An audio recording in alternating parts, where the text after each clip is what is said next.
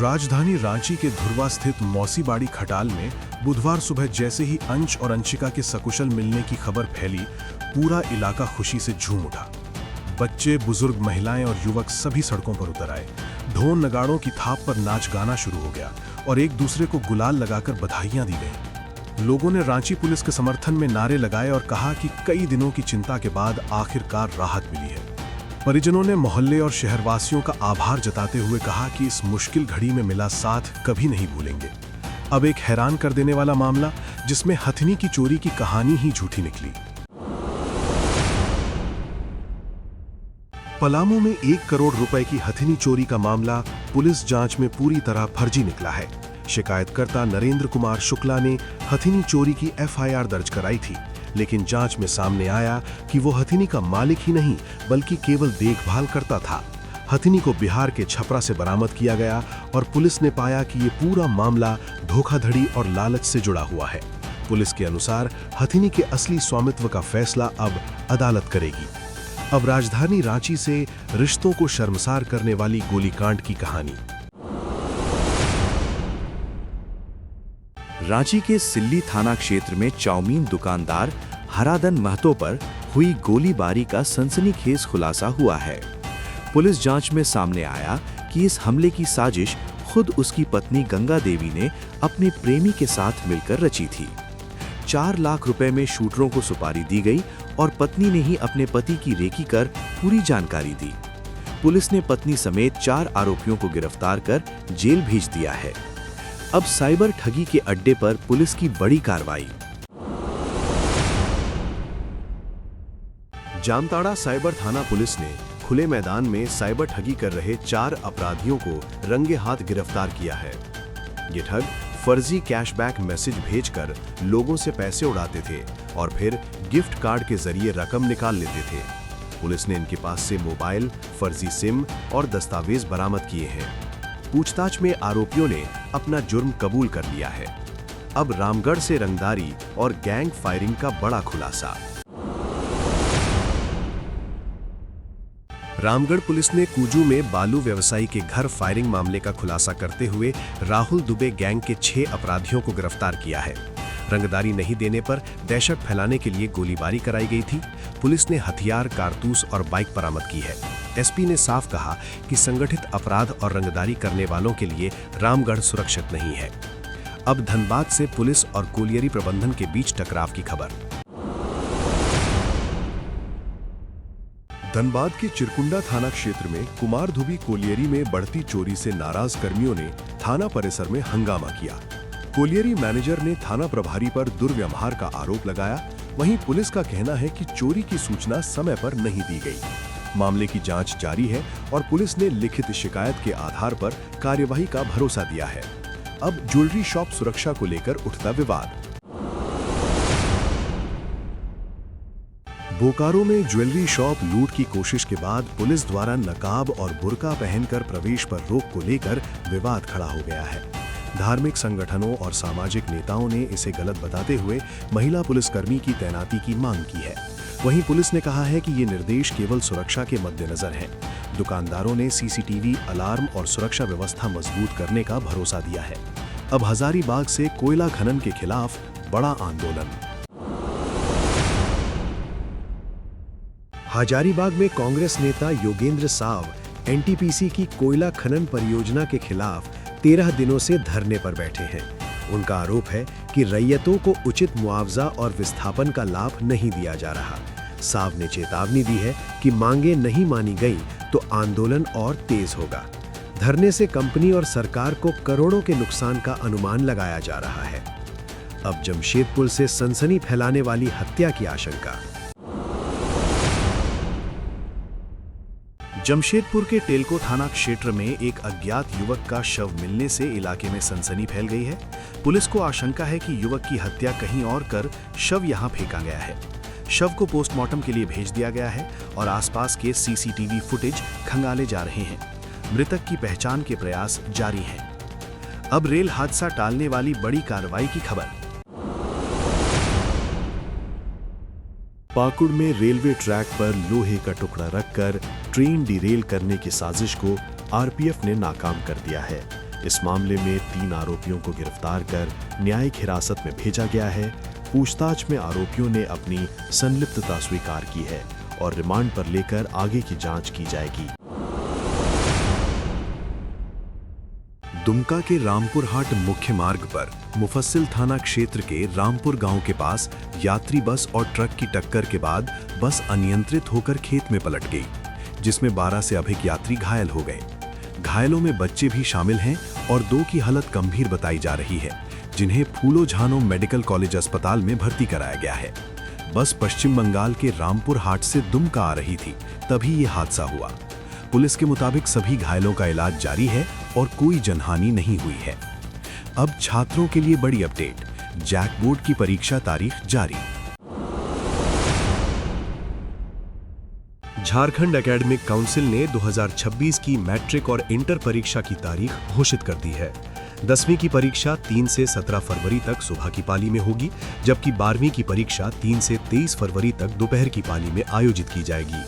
Board ने बताया कि प्रैक्टिकल परीक्षाएं 24 फरवरी से 7 मार्च के बीच होंगी। छात्रों से केवल आधिकारिक सूचना पर भरोसा करने की अपील की गई है। अब गिरिडीह से एक हैरान कर देने वाली खबर।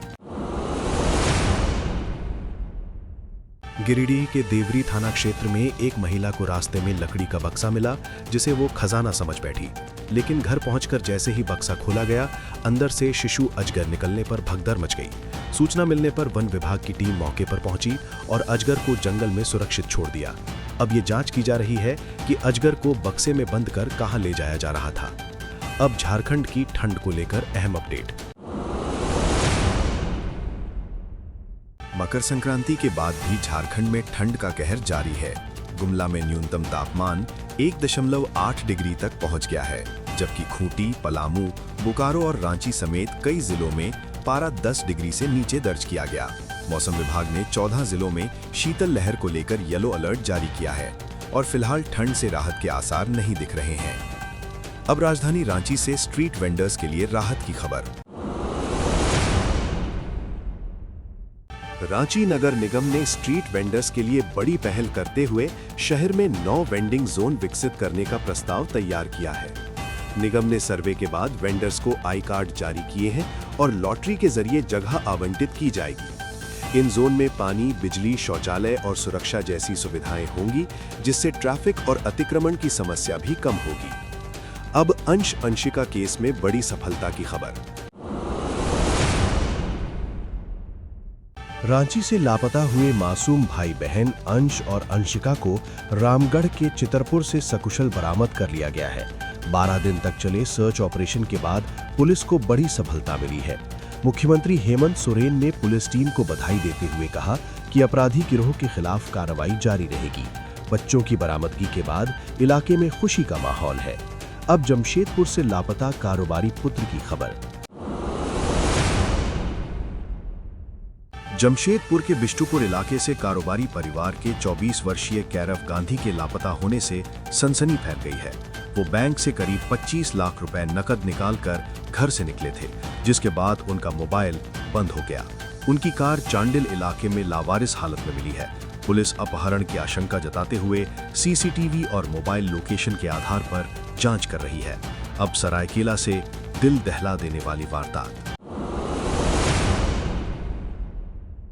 सरायकेला के गम्हरिया थाना क्षेत्र में एक बेटे ने धारदार हथियार से अपने पिता की बेरहमी से हत्या कर दी।